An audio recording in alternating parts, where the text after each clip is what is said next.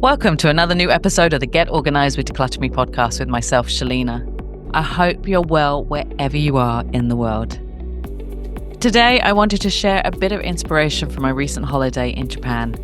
I spent 2 amazing weeks throughout Japan, going to Tokyo, Osaka, Kyoto, Hiroshima, Kobe, and other places. It was such a wonderful escape and a chance to take in the culture, the food, the people. But of course, being me, I couldn't help noticing how organized and minimal a lot of their environments felt. I know, I was on holiday, but once you're an organizer, you start seeing things everywhere. Now, to be clear, I didn't get a chance to go into any homes. I wasn't invited in for a cuppa of matcha tea or a home tour. But even just walking around these residential areas, looking at the exteriors, seeing inside the hallways when people open the doors, and seeing how people live day to day, you could just tell. The homes are small, especially in Tokyo and Osaka. Some of the houses look no wider than a garage, and the flats are tiny, especially in the city. But what amazed me was how clean and orderly everything felt from the outside. There wasn't clutter spilling out, even the balconies were really neat. What really stood out to me was how the people made the most of their limited space. There's a kind of harmony between the practicality and aesthetics in Japan that I found so inspiring. Things have a function, but they're also beautiful. And the streets themselves, even in busy areas, felt calm and tidy. I started thinking a lot about how often we have that luxurious space here in the UAE and in the UK, but we end up filling it with things we don't need. Bigger homes, more stuff, more storage, but not necessarily more order. In Japan, it's often the opposite. Less space, but more order. One of the highlights of my trip, and this will surprise no one, was visiting the Muji and Daiso stores. I could have spent hours in there. Honestly, it was a dream for me, especially in Muji and in Ginza in Tokyo, where the hotel is.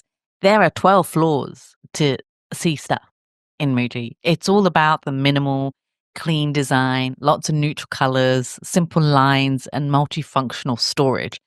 It was so calming to be in that environment. You walk in and immediately you felt like you wanted your home to look like that. I saw so many clever ideas: stackable drawers that are clear so you can see everything, foldable boxes, slim line organizers that fit into narrow spaces. Everything was designed to help you use your space wisely without making it feel cramped. And the beauty of Muji is that the design isn't flashy, it's subtle. You're not buying storage that screams, "Look at me." You're buying things that blend into your space and make it feel more peaceful. Daiso was the more budget-friendlier version, but even there, the organizers were brilliant. Now, if you've been to Daiso in the UAE, you most probably have seen a lot of the organizers there before, but they had, I think in one store I went to in Tokyo, there were 5 floors of it. Like the kitchen section was one whole floor. It was bonkers.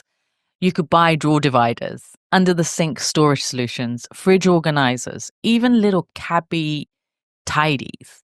All affordable, all practical, and still quite stylish. It was a reminder that you don't have to spend a fortune to get organized. You just need to be intentional about what you bring into your space. Now, I'm not saying we should all aim to live in a shoebox or throw away everything we own. That's not realistic, and it's not my style. You know that if you've been listening for ages. I don't believe in extreme minimalism. But what I saw in Japan was minimalism done in a calm, comfortable, lived-in way. It wasn't stark or cold. It was warm and human. People still had books, decorations, personality, and there was a lot of things you could buy in Japan, and so many knickknacks, which made people have their kind of personalities. But it was all edited. Nothing felt excessive. What I loved was how the design of the homes, shops, and public spaces encouraged order. In Japanese culture, there's a deep respect for the home and the items within it. There's an emphasis on care for things, for spaces, for others. That's something we can all learn from. Imagine treating your home not as a dumping ground, but as a place that deserves thought and care. It changes your whole mindset. One thing I really notice, and this is something we often overlook, is the clever use of vertical space. In Japan, because the floor space is limited, they go up. Shelves, cupboards, hanging rails, all designed to make the most of the walls. You don't see random items shoved on top of wardrobes or piles building up into corners. Everything has a place and everything is easy to access. That's what I always talk about in my sessions. If it takes more than 5 seconds to find something, it's not working. And let's talk about the visual clutter, or rather the lack of it. Even in small shops, the presentation was immaculate. Products were spaced out, labeled clearly, and grouped logically. It was easy to find things, even if you had to use Google Translate, which I did a lot. Compare that to some of our messy drawers or overstuffed wardrobes. We can take a lot from them. When you reduce the visual clutter, your mind feels calmer, your space starts working for you.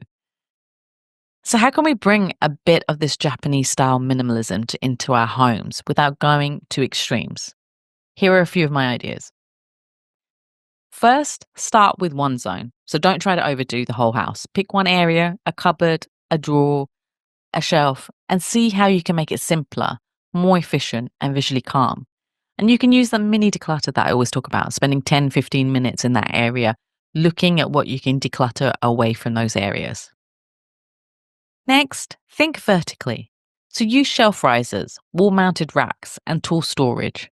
Maximize the height in your space so the floors stay clear. Invest in neutral storage, so go for clear or light-colored organizers that blend in. Avoid loud patterns that draw attention. Now, if you don't want to see what's inside the boxes and things, use ones that are opaque or white so that you can put labels on them and say what's in them, but you don't have to see what's inside it. Limit your categories. So in Japanese shops, items are grouped clearly. Try doing that at home. So group things that are like for like and label them and reduce the variety of each item. Be thoughtful about what enters your home. The Japanese are brilliant at living with intention. If something doesn't add value or serve a purpose, it doesn't stay. We could all use that a little bit more. Something else I noticed was how multifunctional items were. A small table might double as a desk and a dining space. A chair might have built-in storage. It's clever design, but it's also a way of thinking. Ask yourself, can this item do more than one thing? Is there a smarter way to use this space? And that links to the idea of not having to get rid of everything. It's about using what you have better. When I work with clients, I don't tell them to bin all their belongings. We find ways to make it work.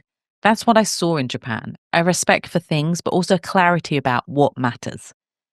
Even the packaging of products is designed for ease of use and storage. I bought a few souvenirs. Okay, I bought a lot of souvenirs for myself and for others, as you do. It's Japan, and it's really cheap right now. Anyway, everything was packed in a way that was space efficient. Even when they were putting the stuff in the bags for tax-free purposes, they would do it in such a way that it was packed so that it was not unnecessarily bulky, and it made me pack my suitcase much easier. And I just didn't come back with piles of junk. I came back with stuff. Okay, quite a lot of snacks, because I kept on buying snacks to put in the bag to eat them, because I kept on seeing sweets, and it was sakura season, the cherry blossom season. So there's lots of sweets. I bought a lot of desserts and sweets and snacks. I did. I am not going to lie. It was cherry blossom season, and I love matcha. It was amazing. I still have a lot of them to eat right now as well. I couldn't resist it. But anyway, you can see how they pack away things, how they wrap things up, how they put things in bags and on your tax-free bags. It made packing so much easier for me. So if you're listening and feeling overwhelmed by your space, I hope this gives you a little nudge. You don't have to go to extremes. You don't have to live like a monk. You know I say that all the time. Don't think about being a minimalist. But you can create a home that feels calm, clear, and functional, even if you have a small flat or a busy family life. Use a few Japanese-inspired ideas and make them work for you. Have a look at your home this week and ask yourself what's adding value and what's just taking up space. Could you be more intentional about how things are stored? Could you bring in a Muji-style drawer, or even just start grouping items more neatly together? And if you want help with that, you know where I am. Head to declutterme.com or drop me a message on my Instagram @declutterme. I love hearing from you, and I love seeing how you're applying these tips in real life. Thank you so much for joining me, and I'll be back next week with another Japanese inspired episode. There's going to be a few of them because I was so inspired while I was there. Until then, stay organized and keep calm. Take care. Bye.